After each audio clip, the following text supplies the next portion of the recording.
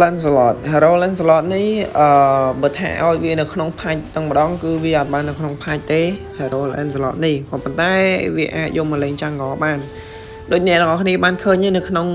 ការប្រកួត M3 M7 ហ្នឹងគឺឃើញមានគេដកមកលេងដែរដូចជាថ្ងៃAurora Toki ឯប៉ះជាមួយ Slangore Giant ម៉ែ TNG Farm លឿនចយនិយាយទៅ Hero ហ្នឹងគឺបើថាដូចខ្ញុំនិយាយចឹងបើថាក្នុងផាច់ដូចជាវាមិនទៅនៅក្នុងផាច់ទេប៉ុន្តែវាអាចយកមកលេងបាន